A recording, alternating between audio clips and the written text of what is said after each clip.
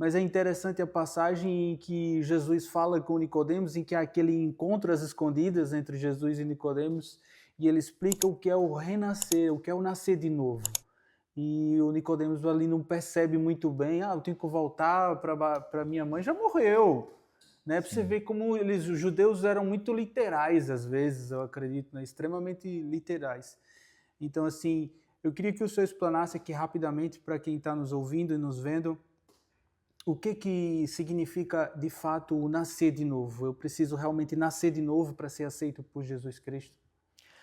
Na verdade, eh, quando se fala em nascer de novo, não é o processo ainda da regeneração.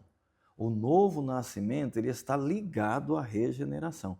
Mas o novo nascimento aqui é o simples fato de eu entender o que Cristo fez por mim, ok? Uhum. Olha aí, eu vou repetir, porque é muito interessante a sua pergunta. O nascer de novo é o simples fato de eu entender o que Cristo fez por mim, eu acreditar na sua morte e ressurreição, eu crer de todo o meu coração que Jesus Cristo é o meu Salvador, que ele sofreu pelos meus pecados para perdoar os meus pecados, que ele morreu na cruz do Calvário e através da sua morte e ressurreição, todos os meus pecados, eles, desde que eu reconheça que ele é o meu Salvador, os meus pecados são perdoados. Isso é nascer de novo.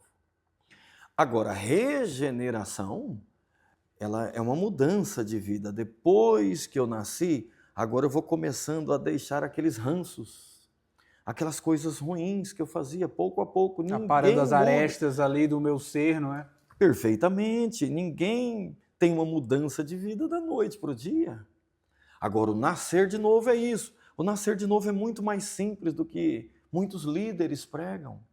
Eles pregam que nascer de novo você tem que já mudar de vida.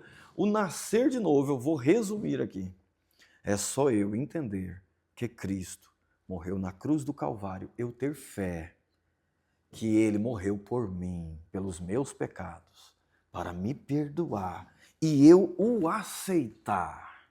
Eu ter fé que Ele é o meu Salvador, aceitar isso. Eu ter fé que Ele é o meu Salvador e nenhum outro. Não há outro Salvador, somente Jesus. E eu entrego a minha vida a Ele. E eu digo, a partir de agora, Senhor, o Senhor é o meu gerente, o Senhor é o meu guia, o Senhor vai me guiar por todos os lugares. Então, novo nascimento é isso. É isso que Jesus falou para Nicodemos.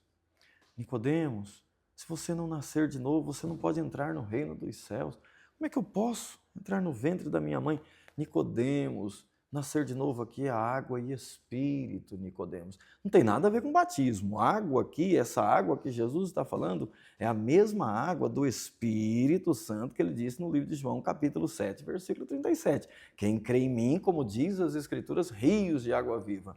Então, Jesus falou, olha, você tem que nascer de novo, Nicodemos. Sabe o que é, Nicodemos? Você tem que entregar a sua vida para mim.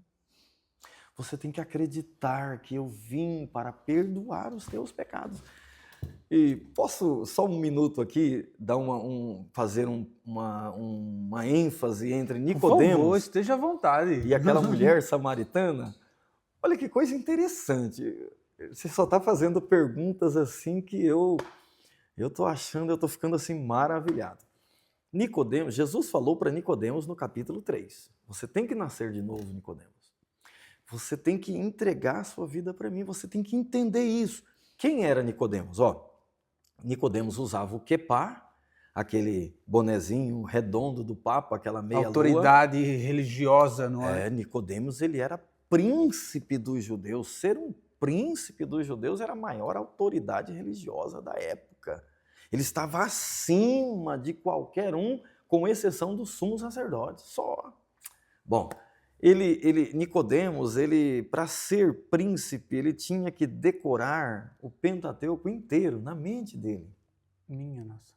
Ele tinha que recitar, antes dele ser príncipe, ele tinha que recitar o Antigo Testamento inteiro. Ele usava o quepá, Ele era quase adorado pelas pessoas, pelos judeus, onde ele passava.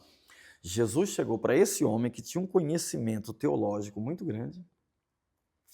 Jesus chegou para esse homem que tinha um conhecimento bíblico, que tinha um conhecimento arqueológico, que tinha um conhecimento científico muito grande. Ele disse para ele: você tem que entender que você tem que entregar a sua vida para mim, senão você não vai para o céu. Olha que coisa interessante, você vê, é muito importante. A cabeça dele deve ter explodido na hora, assim, porque é interessante que Jesus praticamente fala: quer que eu desenhe, né? Quer que eu desenhe? Como é que você, com tanta sabedoria, ainda não percebeu o que eu estou querendo dizer? Basicamente, Jesus está ali a falar isso para ele, Foi né? isso que Jesus Cristo disse: você é príncipe em Israel e não entende o que eu estou falando? Jesus estava falando para ele: você conhece o Antigo Testamento inteiro e não sabe o que eu estou falando?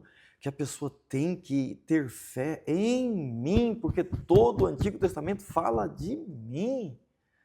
Bom, agora no capítulo 4, saindo dali, Nicodemos foi atrás de Jesus, certo? Certo. Isso no capítulo 3. O capítulo 4, Jesus vai atrás de uma mulher num poço de Samaria. Quem era essa mulher? Ela não era uma mulher correta, ela era uma mulher que fazia coisas erradas, ela era uma mulher que já tinha tido 5 maridos, ela era uma mulher que estava completamente ruim a sua vida espiritual, mas Jesus foi atrás dela. Isso eu acho interessante demais, porque isso é o primeiro ponto. Jesus foi atrás dela, ela não foi atrás de Jesus, foi Jesus que foi atrás dela. Nicodemos foi atrás de Jesus, Jesus foi atrás de uma mulher.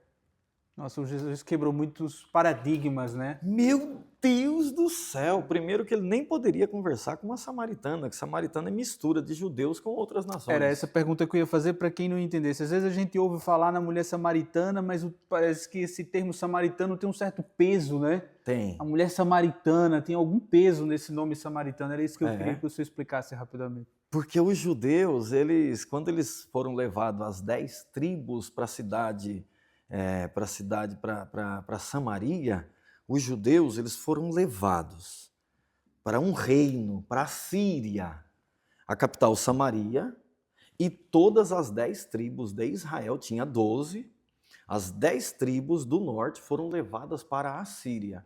E lá eles se misturaram. E os poucos que voltaram já judeus casados com outras nações. Isso chama-se mistura. Isso chama-se samaritanos. Um judeu não pode casar com outra pessoa de outra nação. Ele não pode, até hoje. Até hoje. Até hoje. E os samaritanos, porque eles não podem, eles falam que eles mancham a linhagem deles. Então, e os samaritanos são essa mistura de judeus com outras nações. Então, eles não são considerados judeus, eles são uma escória da sociedade judaica. Minha nossa. Até hoje, não mudou nada.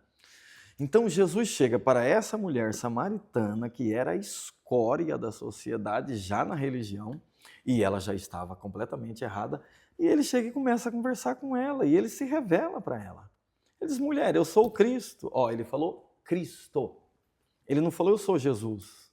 Ele disse eu sou o Cristo. Ele estava revelando a deidade, ele estava revelando a humanidade, ele estava revelando ele em toda a sua essência ali para aquela mulher que a sociedade judaica, principalmente, e também samaritana, porque ela tinha 5 maridos, já tinha tido 5 maridos, desprezava. Então, Jesus olha para ela e diz: olha, se você soubesse quem fala contigo, você que pedirias e eu te daria água viva.